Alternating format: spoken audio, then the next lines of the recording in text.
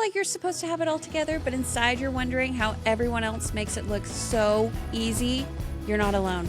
This is Southern Sisters, a place for women who want to grow without the guilt, find purpose in the messy middle, and be reminded that you were made for more.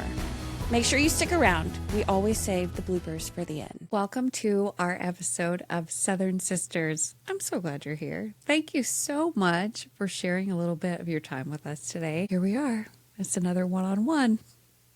Still don't like them, but I feel like I should do them. So here we are. Okay, our icebreaker question is, what is one thing that you do for yourself every day that you just can't live without? Day without fail, the first thing I do after I wake up and come downstairs is make myself a big drink. And I love it. And it makes me happy. Sometimes it has flavor. Sometimes it doesn't. It always has pebble ice because this is the way. And I just love it. It's how I treat myself. I also really love a nice cold cup. There's so many great options now, but yep, I tend to go mostly with OG Stanley's. But I love my big drink. It's the great way to start off a day. So that would be what my vote would be if I were to have to choose. Okay, and we do not have a segment this time. Because honestly, today has been a nightmare. I've had hardly any time to prepare for this as much as I would like to, though I have been preparing this podcast for over a year now. So we're going to jump into our sponsor for this episode. Today, our sponsor is AAA Service Company, and they are always available anytime. If you ever have a water damage, smoke damage, or need your carpets cleaned, they also do house cleaning. Feel free to give them a call. We will have their number in the show notes. We actually record our episodes at AAA Service Company in their conference room, and so we appreciate them supporting this little passion project and wanted to share with you their information. Should you ever have an emergency arrive, you know who you can call.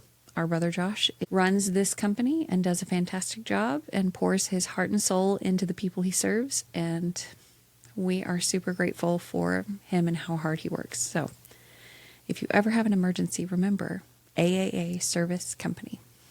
All right. So today, our topic for this podcast is going to be all about the GR.I.T method.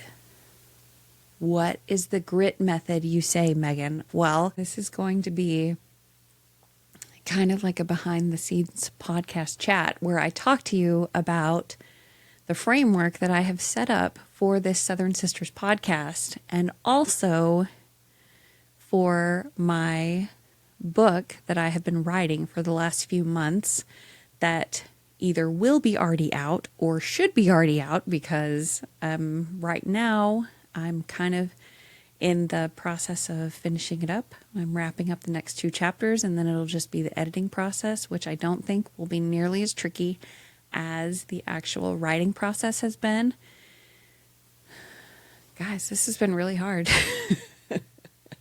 To number one, feel like what you have to say has value because it's an unknown road that I've never walked before, putting all my thoughts down on paper like this. And then also recognizing that, you don't want to be boring. You want to entertain while still give people encouragement and upliftment. It feels like a really delicate thing to walk. And I've been learning a lot about myself. And it's been kind of incredible to reflect on my faith journey because that is what I feel like I should write this book about. I thought for sure the first book that I wrote would be a parenting novel just because I have, almost 20 years of experience with that. But no, the book that I have been writing for the last few months is titled A Southern Sisters Guide to Building Everyday Faith Through Grit and Grace. Okay, so we know what the grace is. That's Jesus. It's always Jesus. But what is grit and what does that mean? Well, when we were kind of designing what we wanted our podcast to look like, I was trying to narrow down what I thought women needed in our world today and what our focus should be. And so this whole time, whether you've known it or not, I have been very intentional about the topics we've discussed, and they always fall in one of four areas, which is grit. G-R-I-T. Now, if you're from the South, you know that a grit is actually part of corn, and they have grits. Sometimes they're sweet, sometimes they're savory, but it's like an alternative to oatmeal. We Southern people like it. Most people that are not Southern do not like it, but grits are a breakfast food, which I thought was super appropriate for this method that I have been thinking about. Grit to me is not just about toughness. It's a faith-filled approach to living with growth, resilience, intention, and togetherness. And it's actually kind of a cycle instead of just a journey. Meaning that you're going to have times in your life where you have a season of growth, where you have a season where you need to be more resilient, where you usually are recovering from that season of resilience, and then you have a bit more intention of your life. And through that intention, you're able to kind of spread that out to your community.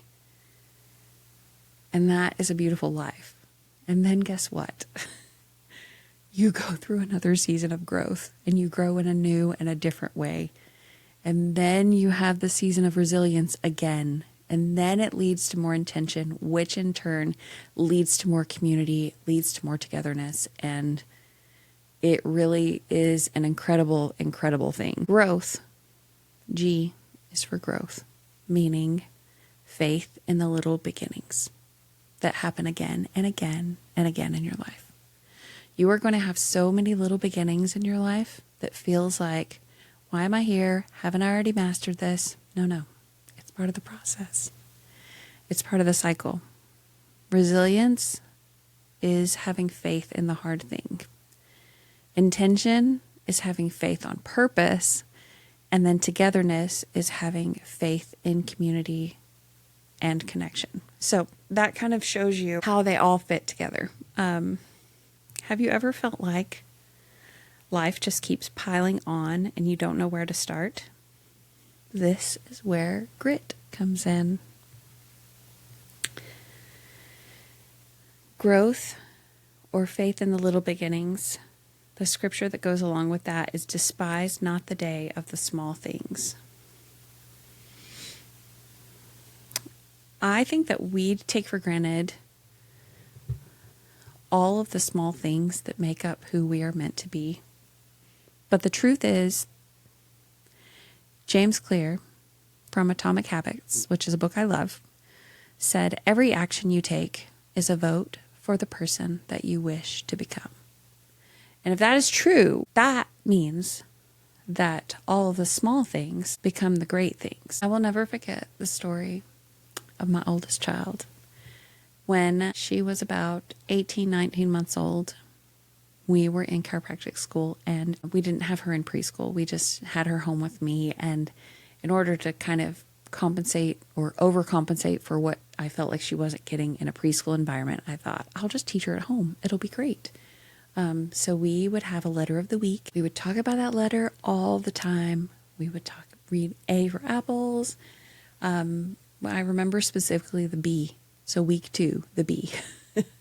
Be like, we'd have bananas and we'd have blueberries and we'd go to the library and get extra books and like all the B things. We like B, B, B, B, B. And our oldest, she was very bright and she would, she had a really good vocabulary. She could talk. She liked talking. And my husband would come home and say, so what'd you learn today? What'd you do with mommy? And her response would always be, nothing. We did nothing. I just remember being like, it was bee day. It's been bee week. Like, we're talking all about the bees. Like, we've been wearing blue clothes. Like, all the bee things. Over to the extreme. Over the top. Like, come on. And of course, he just laughed and was like, Maybe she doesn't get it. I will never forget after 3 or 4 days of bee, just little bees, not anything too crazy. I mean, okay, maybe dressing in blue was a little crazy, but we were doing the best we can with a low budget production, right? So, I remember we were walking to the pool one day and we hand in hand got all of our floaties. My hands were full of towels and toys and a pool bag. And all of a sudden, my sweet little one starts looking at license plates and she was said, "Look, Mommy, there's a bee. Look, Mommy, there's a bee. Look, Mom, another bee." And I remember in that moment being like, I knew she was getting it. I'm not crazy. But guys, it took all of the little bees. It took all of the little moments of pointing out the bees for it to sink in. But it mattered. She knows all of her letters now. I'm just kidding. She does. She should. She's 19. But it is all about celebrating the small steps, not just the big leaps.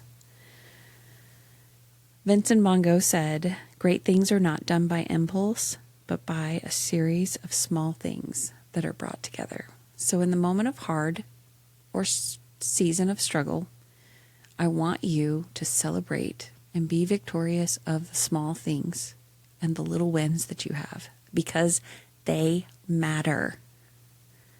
Spot all the bees in your life. It's going to take some practice, but it's so important. All right. So the next thing to think about with grit is R, which stands for resilience. What is resilience? Resilience is faith in the hard things. Guys, life can be so hard, but it is so important that we do not give up. Resilience is the time in the fire. The refining time in the fire. The great Winston Churchill said, "Success is not final. Failure is not fatal. It is the courage to continue that counts." That's what matters. Resilience is not about getting knocked down, because that's going to happen. We get knocked down all the time. It's about if you're going to get back up or not. There's a Japanese proverb that says, "Fall 7 times and stand up 8." I had a season of hard that I've shared of our year 2017. And it was hard because my baby broke his arm. My husband had to have emergency heart surgery. And then in the midst of all of that, I lost my gallbladder. And I felt like that moment, that season, had me knocked down on my knees. It was so difficult just to get through the day. It was hard emotionally and mentally when my husband and baby had trouble. But then when I got taken down too, it was like, really, you can't stand. And it's those moments where you learn who you can rely on. And spoiler alert, it's not ourselves. We have these struggles so that we can come to know God and find strength through our Savior, Jesus Christ. That's all there is to it. We know Him as we rely on Him. And it is powerful. One thing that you can do when you are refining and going through the resilient stage of life is to work on reframing setbacks as lessons that you learn and not failures that you have. I loved this quote from C.S. Lewis that says, "Hardships often prepare ordinary people for an extraordinary destiny." So if you're in your season of struggle right now, just know it's preparing you for an extraordinary destiny. I don't know what it is. I don't know what you're meant to do, but I know everything happens for a reason, and that you were called for this, and that you can Sometimes it just hurts. Sometimes it leaves scars, but it doesn't mean you can't stand back up. You have to believe in that. Okay, the I part of the grit method is intention, and that is when we have faith on purpose.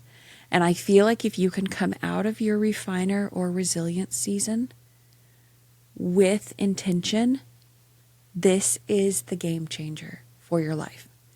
Because instead of just having something happen and you be willy-nilly about it, when you focus in and kind of hone in on how you can be intentional after your season of struggle, it kind of helps pull you out.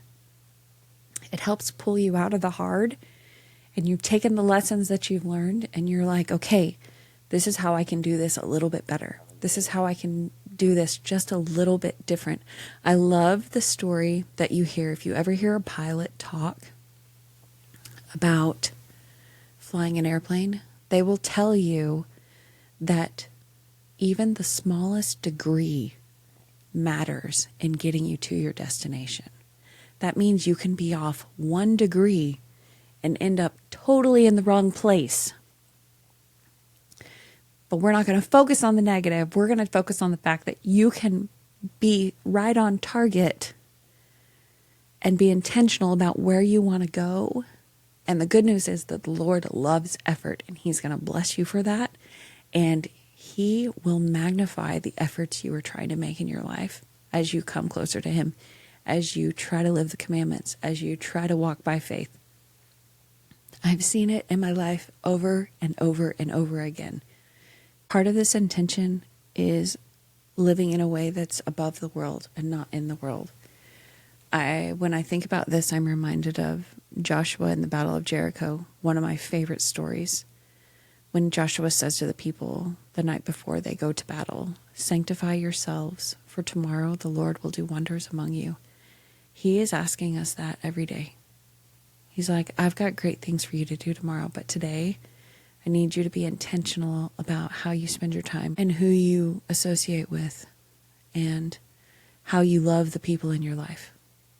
This is what I need from you today. It's important to try and live alignment to His will by saying yes to what matters and saying no to distractions. In writing this book, guys, I've had to give up Kindle books. I love reading Kindle books. But that is my free time. I don't have time to write a book. When I felt like I should write a book, that's exactly what I said. I don't have time to write a book. And the Holy Spirit says to me, you've got time to read Kindle books. Yeah, but that's my only entertainment. It's my joy. It's what I do when I want to relax. You can relax by writing a book. No, I don't want to. Don't make me. It's all about saying yes to what matters and no to distractions. And I'm totally rewarding myself with reading Kindle books once I get this book done. The key is not to prioritize what's on your schedule, but to schedule what you prioritize. You've all seen the object lesson where you have a bunch of rocks in a jar with sand, and how if you try to put the sand in and then put the rocks in, you can't fit all of them in. But if you take your jar and you put the rocks in first, so prioritize the big important things. So you put the rocks in first and prioritize those big important things that you need to get done. And then you pour the sand in, and the sand is able to fill in the cracks. And then everything gets done. The same is what happens when you are intentional with how you spend your time. You have to decide for yourself what is important. And it's going to look different for everybody. It's important to incorporate intentional daily rhythms. Maybe that looks like morning scriptures. Maybe that looks like family dinner. Or writing in a gratitude journal. Whatever it is, take a moment of being intentional.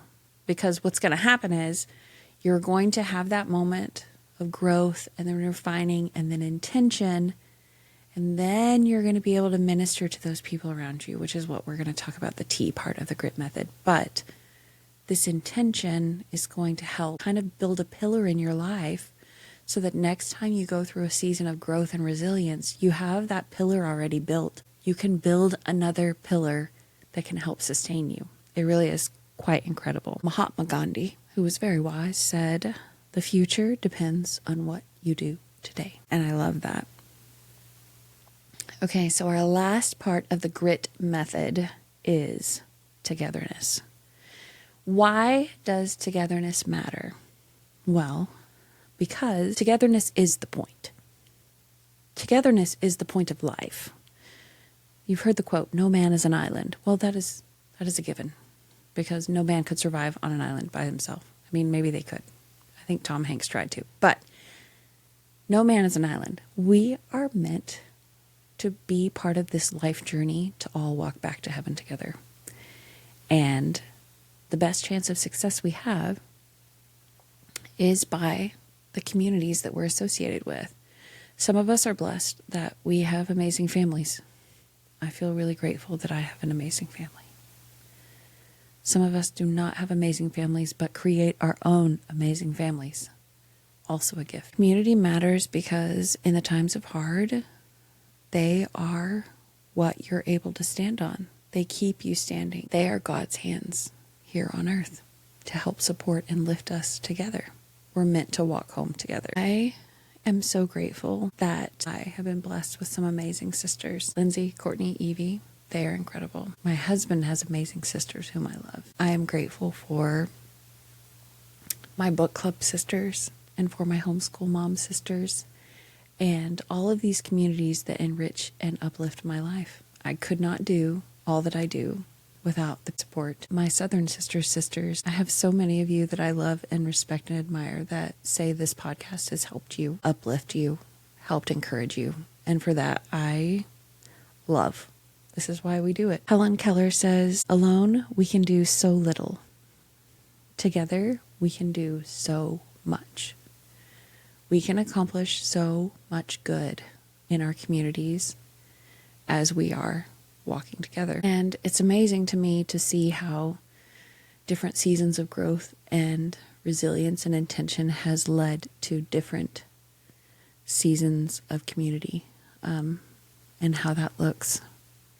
All of them have blessed my life, and I have learned so much from the people that I have come in contact with. I'm so grateful for the gift of togetherness, and I feel like it's really easy to keep our head down and try not to focus on other people.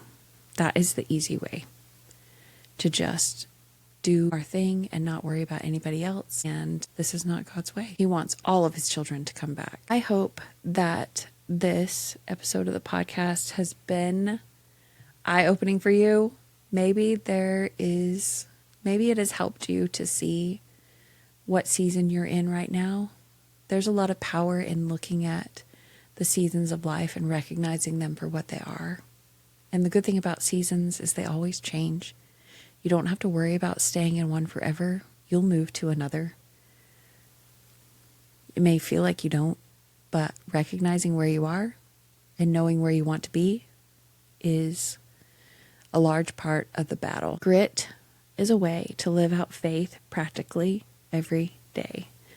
And I have loved this as a framework for the podcast because every episode we do has to deal with growth, resilience, intention, and togetherness. Because if you have these pillars and you can recognize the season and the struggles, you're able to more quickly move past them. I hope you know that nobody's perfect. This journey is all about progress and not perfection. I had a sweet friend reach out and say they loved listening to our podcast about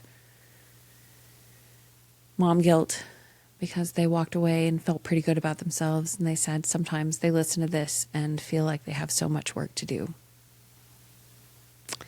That is not the point of this podcast. This podcast is to take you where you're at and help you feel grace in the everyday, knowing that we all have to rely on each other and that it's not about how fast you go or how far you've gone. It's just that you keep walking. I hope you know that you're incredible. You are doing things that only you can do. You are loving the people in your life in a way that only you can love. Does that mean you're perfect? Heck no. Heck no. That's not life. Does it mean you keep trying? Yeah. People with grit are people that just keep going. They don't give up. I think that the truth is you're probably farther along the road than you think you are. I hope that you look and seek miracles in your life. As you walk the faith journey, I promise God will show up and you will have miracles.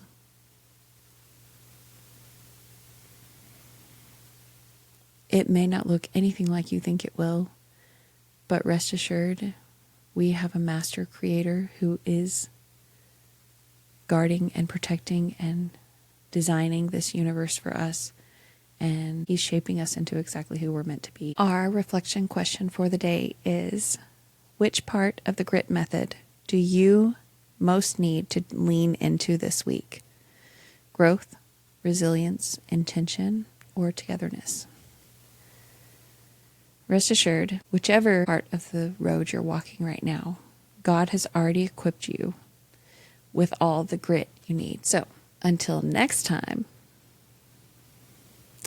keep striving, and we'll see y'all soon. Now it's time for the bloopers. Bloopers. Sometimes it's really overwhelming to do stuff like this because I am not the funny one. But